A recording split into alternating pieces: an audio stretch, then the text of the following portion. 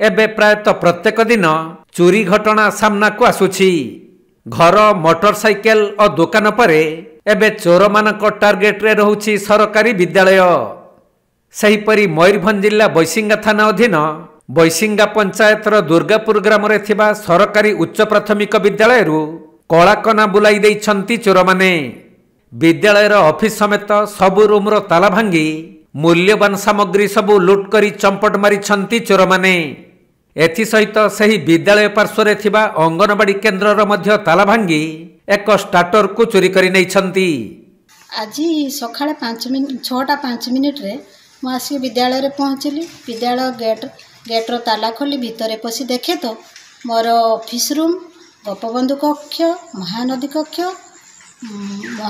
ये आमर जो एमडीएम रो काठ रुहे रोसई काठ रुहे से रूम टी खोला अच्छी। ता संग को एमडीएम रो जो सब खाद्य सामग्री स्टोर रूम सेटा ताला खोला अच्छी। ताला गुड़िक आम देखा पाइलु ना। ऑफिस रूम रो बाहर थी देखिलु तो गोडरेज ताला भंगा है संग को लकर ताला खोला अच्छी। गोडरेज तल थाकरे मोर गोटे म्यूजिक सिस्टम थिला ता मध्य नहीं।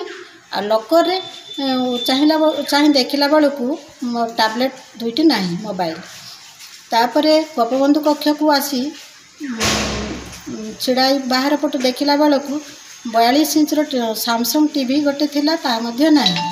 आउ कौन अच्छी ना ता मुझे एपर्यंत भल भाव देखी ना। कारण आम थाना को जो एफआईआर देते गलु से कहले जे आपण मैंने भीतर को पशिबे ना, बाहर थी जहाँ देखु। आउ साइंटिफिक टीम आसला परे से माने सब तदारक कर सारा पर आम जाई भीतर कौन अच्छी कौन ना ता देखिबे। तेणु मु जहाँ आखि दृश्य जी देखिली ताहा आपको जणाइली।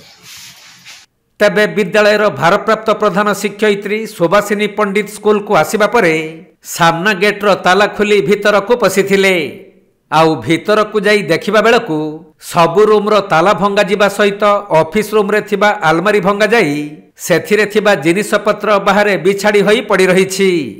हेले आलमीरा रे थिबा स्कूल रो पास बही, दुईटी सैमसंग टैबलेट, आहुजा कंपनी रो म्यूजिक सिस्टम मशीन, 1200 टंका और गुटिए 42 इंच एलसीडी को चोर माने चोरी करी नहीं जाइथिबा जानिबा को पाइथिले।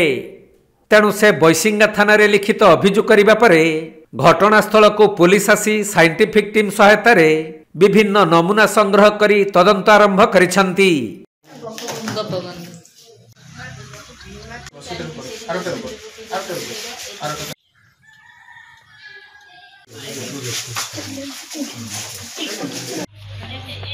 मयूरभंज जिला बेतनटी जगन्नाथ हेम्ब्रम रिपोर्ट, कोणार्क लाइव।